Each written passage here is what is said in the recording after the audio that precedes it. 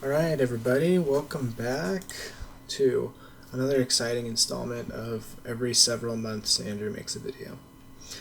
Today we're going to be editing a video or a photo that I took with my dad. So my dad and I have a tradition where we go up in the Alpine Loop at least once every year, usually around the fall, and do some photography. And I'm excited to show you what we got. So all of these photos here that are in blue are HDR versions of their three exposures that I put down into one, and then I'm going to use them to make a panorama. And I've these 27 frames here stacked are the original frames that made these 9 HDR frames, and then those all combined into this panorama. So I've saved you the excitement of doing all of that combining work in Lightroom, and we're going to start stitching now, or we're going to start editing now that it's already stitched.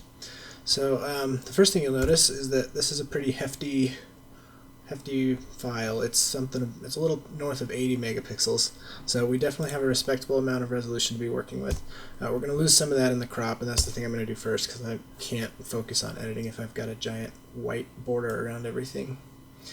So I'm not sure if I'm going to rotate it or not because this isn't a tilted photo plane. This is just that my tripod wasn't exactly perfectly level, and so it's lost some of, or it kind of stitched into like a curved line like that. And you can see here my dad's tripod was in the edge of the frame, so we'll just crop that guy out. And that is probably a good starting point. I don't think it needs to be rotated. The trees look pretty vertical to me, and I think we're in good shape. I might go back and rotate it a little bit later.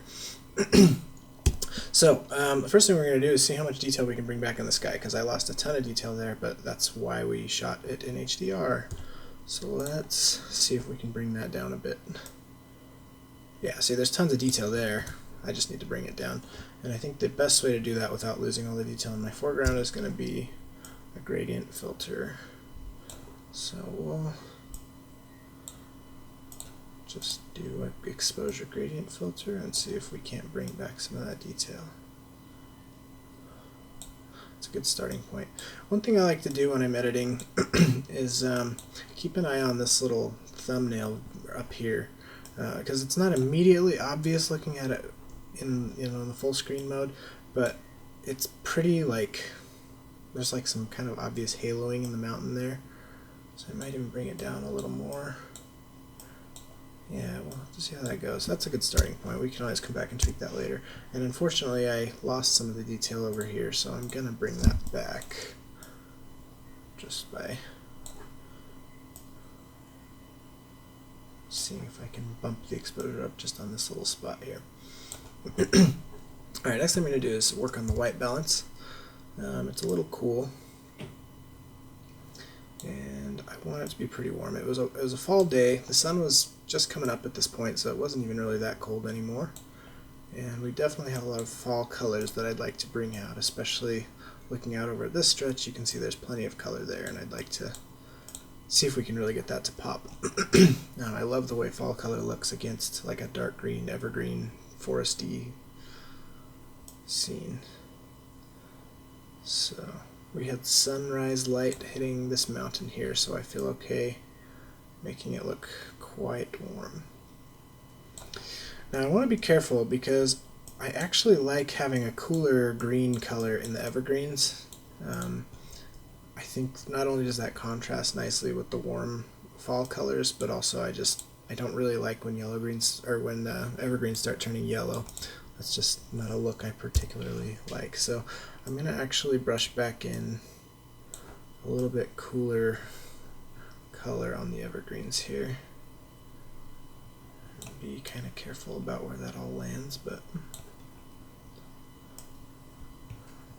think we can safely put it on there. One trick you might not know is if you hover your mouse over the control point in Lightroom, it shows you where you masked. And I think that's probably good.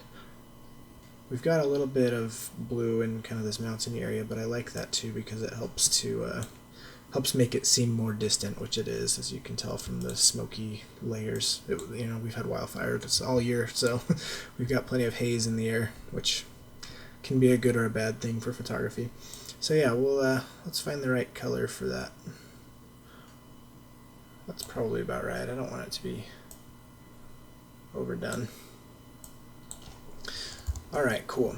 I'm happy with that. So the next thing I want to do is see if we can get a little bit more clarity and contrast out of the mountain up there. And frankly, the whole thing could probably use a little bit more clarity. Like I said, I was shooting through a lot of haze, and I want the foreground to be a little bit more clear than we're going to see in the background over there. So I think I might do that with another gradient filter, kind of similar to how I did the sky, is just the opposite side. So let's just do clarity there. That's a bit much, but I think we can bring out some more detail this way. Maybe rotate that a little.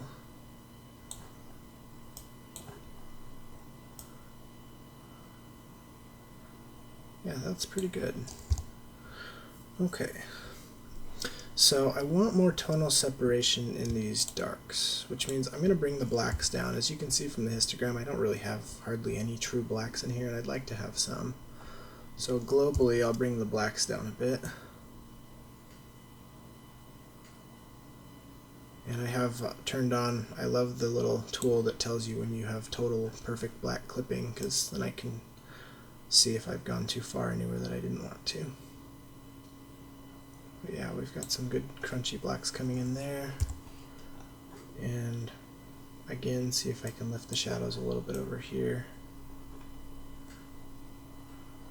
Not too much. Okay, I'm just now noticing that I've got some dust spots up here, which since it's a panorama have been repeated like 4 or 6 times. So I'm just going to go through. Luckily they're just in sky areas, so while they're super noticeable, they're also really easy to get rid of. And Lightroom's cloning tool will be totally sufficient for that job. I think that's all of them. Yeah, if I see any more, I'll go back and get them.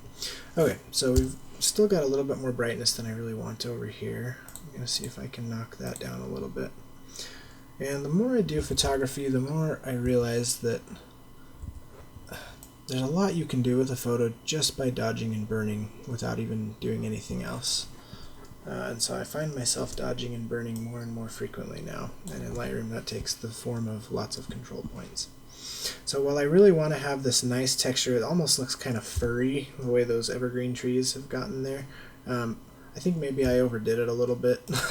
So I'm going to knock that clarity back just a little. And then I also don't really want it over here because this is threatening to get like too busy with all the kind of mid-ground foliage.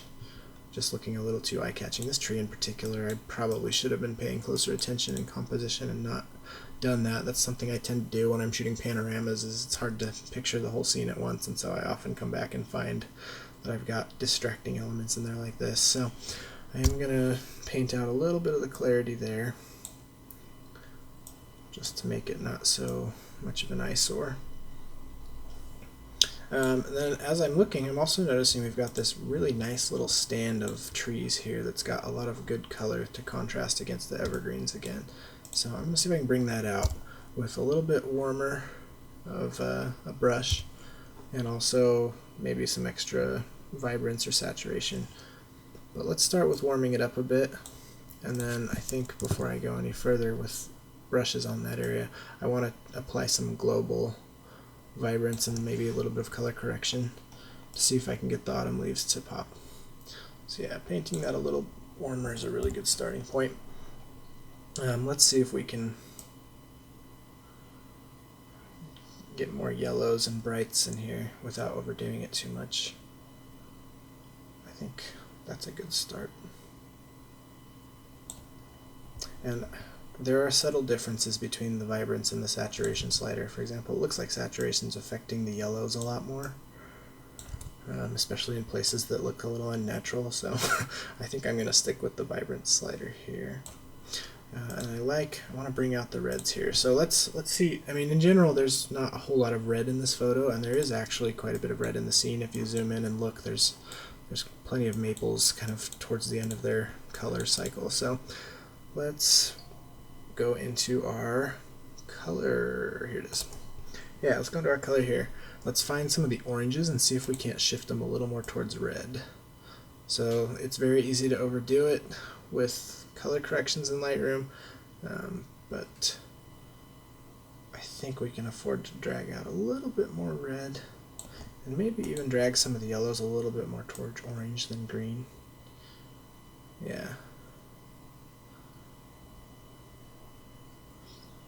I think that's getting closer to what I saw.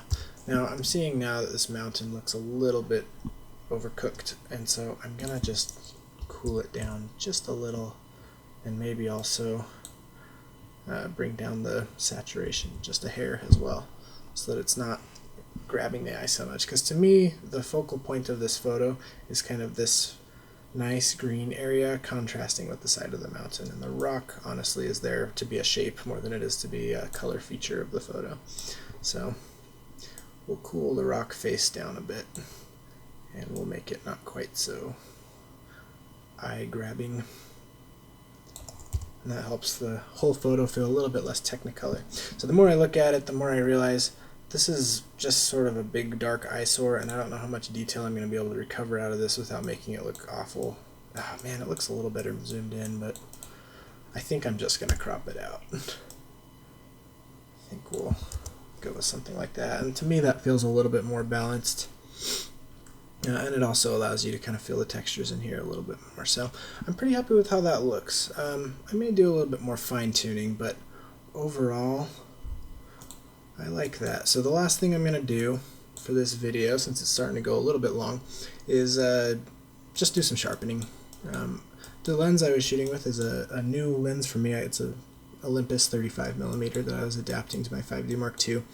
And it's great. It's very sharp for its price, but it's not like crazily pin sharp, and it's also fighting against a lot of haze in the air, and so I think sharpening is going to help us really bring a lot of the detail out of these trees. So let's go into the sharpening panel, just see if we can get that last little bit of sharpness out. That's probably about where I wanted it. And I think the radius was fine. These are fine details, so we'll just make sure it's only applied where it's needed. Yeah, and while that doesn't make an incredibly noticeable difference at full screen, if I am going to end up printing this, then it'll be extremely noticeable. So there's my fall Vista from the Alpine Loop. I'm pretty happy with how that turned out.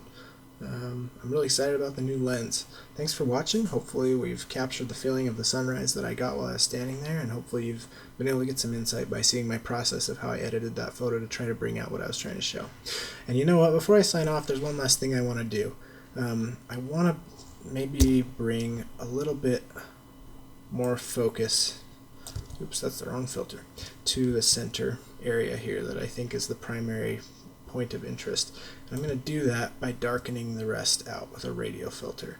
So we'll select the area that I really like here, and then we'll ever so subtly knock down the edges around it to help kind of draw the eye back into the center.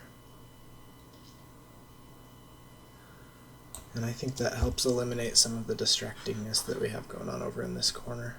That might have been a little heavy-handed, but yeah, that's the wrong one. Let's see. There it is. Let's bring that back up just a hair. I think, there we go. I'm pretty happy with how that looks. So let's check out what it looked like before. I guess I can do it after I cropped. And then here's our final image. I think we got a lot of life out of that image that was hiding in the raw files. Thanks for watching, guys.